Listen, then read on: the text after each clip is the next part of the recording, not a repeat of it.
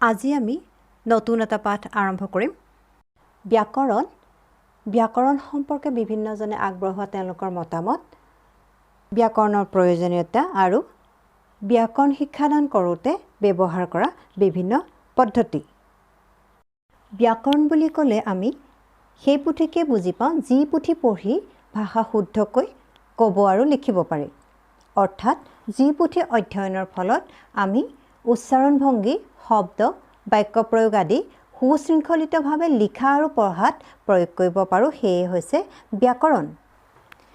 ব্যাকৰণ সম্পৰ্কে হেমচন্দ্ৰ বৰুৱাদেৱে তেওঁৰ মতামত আগবঢ়াইছে এনেদৰে যি পুথি পঢ়িলে আখৰ আৰু শব্দ শুদ্ধৰূপে জোতাব আৰু লিখিবৰ নিয়মবিলাক শিকিব পাৰি তাকে ব্যাকৰণ বোলে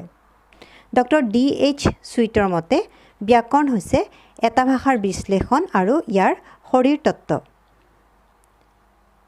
আকৌ ডক্টৰ সুনীতি কুমাৰ চট্টোপাধ্যায়ে কৈছে এনেদৰে ব্যাকৰণ সম্পৰ্কে যি বিদ্যাৰ দ্বাৰা কোনো ভাষাক বিশ্লেষণ কৰি তাৰ স্বৰূপ দি আলোচিত হয় আৰু সেই ভাষাৰ পঠন লিখন আৰু কথা বাৰ্তা তাক প্ৰয়োগ কৰা যায় সেই বিদ্যাকে ভাষাৰ ব্যাকৰণ বোলে শিক্ষাবিদসকলৰ সংজ্ঞাসমূহৰ পৰা আমি গম পালোঁ যে ভাষাই মানুহৰ মনৰ ভাৱ প্ৰকাশ কৰে আৰু ব্যাকৰণে ভাৱক শুদ্ধৰূপে প্ৰকাশ কৰে গতিকে ভাষাৰ শুদ্ধ প্ৰয়োগে হৈছে ব্যাকৰণৰ লক্ষ্য আৰু কৰ্তব্য কিন্তু কোনো শিক্ষাবিদে এইটো কয় যে বিদ্যালয় স্তৰত কিন্তু ব্যাকৰণ শিক্ষণৰ কোনো প্ৰয়োজন নাই তেওঁলোকে কয় যে কোনো লোকে ব্যাকৰণৰ নিয়ম জানি বা পঢ়ি ভাষা শিক্ষা গ্ৰহণ নকৰে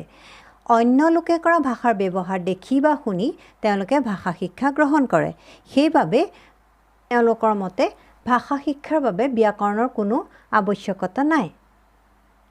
তেওঁলোকৰ মতে শুদ্ধ ভাষাৰ ব্যৱহাৰ ভাষাৰ অনুভূতি আৰু অভ্যাসৰ ওপৰত নিৰ্ভৰশীল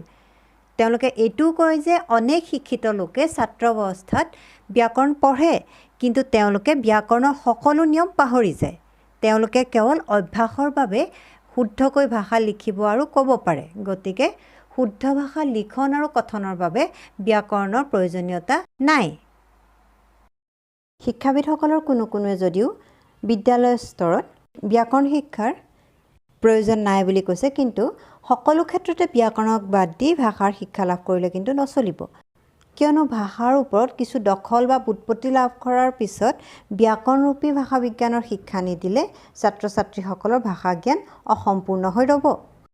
ভাষাৰ শুদ্ধাশুদ্ধি ব্যাকৰণৰ জ্ঞানেহে নিৰ্ণয় কৰিব পাৰে সেইবাবে ভাষা শিক্ষাৰ বাবে নহ'লেও ভাষাৰ বিশুদ্ধতা ৰক্ষাৰ বাবে আৰু ভাষাৰ উপলব্ধ জ্ঞানক যৌতিক জ্ঞানত পৰিণত কৰিবৰ বাবে ব্যাকৰণ শিক্ষা প্ৰদানৰ যথেষ্ট প্ৰয়োজন আছে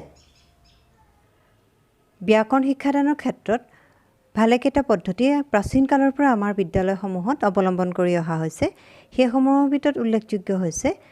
সূত্ৰ পদ্ধতি পাঠ্যপুথি পদ্ধতি ভাষা পদ্ধতি বিশ্লেষণ পদ্ধতি অৱৰোহ পদ্ধতি আৰু আৰোহ পদ্ধতি ব্যাকৰণৰ কোনো এটা পাঠ শিক্ষকে পঢ়ুৱাবলৈ যাওঁতে ছাত্ৰ ছাত্ৰীসকলক মানসিকভাৱে আগ্ৰহী কৰি তুলিব লাগিব আগ্ৰহ সৃষ্টি ব্যাকৰণ পাঠদানৰ প্ৰথম আৰু প্ৰধান কাম আজি আমি আমাৰ বিদ্যালয়সমূহত সততে প্ৰয়োগ হৈ থকা অৱৰোহ আৰু আৰোহ এই দুটা প্ৰণালীৰ বিষয়ে বিতংভাৱে আলোচনা কৰিম অৱৰোহ প্ৰণালী এই প্ৰণালী অনুযায়ী প্ৰথমে সূত্ৰটো কোৱা হয় তাৰ পিছতহে শিক্ষকে সেই সূত্ৰটোক বিভিন্ন উদাহৰণৰ সহায়ত বুজাই দিয়ে উদাহৰণস্বৰূপে যদি শিক্ষকে স্বৰসন্ধি পঢ়াওঁতে প্ৰথমে সূত্ৰটো কয় আৰু সেই সূত্ৰটো বৰ্ডত লিখি দিয়ে আৰু তাৰ পাছতে উদাহৰণে বুজাই দিয়ে সেইটোৱে হৈছে অৱৰোহ প্ৰণালী আৰোহ প্ৰণালী এই প্ৰণালী অনুযায়ী শিক্ষকে প্ৰথমে ছাত্ৰ ছাত্ৰীসকলক কিছুমান দৃষ্টান্ত দাঙি ধৰি সূত্ৰৰ লগত পৰিচয় কৰাই দিয়ে